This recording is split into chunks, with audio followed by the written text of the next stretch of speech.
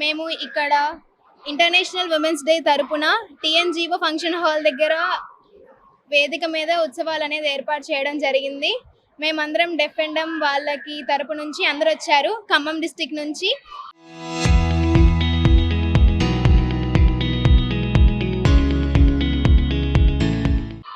ఇక్కడ మాకు ఇక్కడ ఈ మంచి ఫంక్షన్ హాల్ ఇచ్చినందుకు మేము ప్రెసిడెంట్ గారికి, టీఎన్జీఓ ప్రెసిడెంట్ గారికి ధన్యవాదాలు చెబుతూ, ఇక్కడ అసలు ఈ ప్రోగ్రామ్ దేనికంటే మనకి ఒకప్పుడు మగవాళ్ళు బాయ్స్ అనేవాళ్ళు ఎక్కువ డామినేట్ చేశారు, గర్ల్స్ అనేవాళ్ళు చాలా తక్కువ ప్రియారిటీ ఇచ్చారు కదా. అలా వాళ్ళు కొన్ని ప్రొటెస్ట్ చేసి గర్ల్స్ ఈక్వాలిటీ అనేది పొందారు కదా.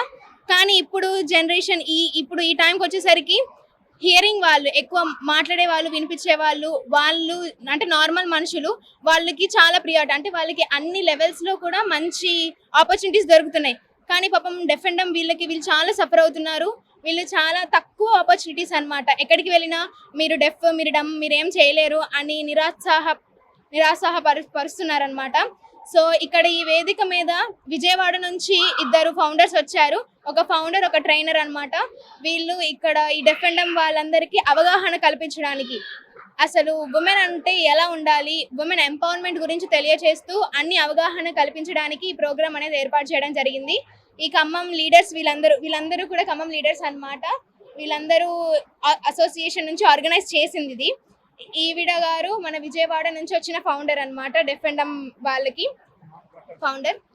అందరికీ ఇంటర్నేషనల్ ఉమెన్స్ డే తెలియచేస్తూ ఈ ప్రోగ్రామ్ అనేది నడుస్తుంది అనమాట.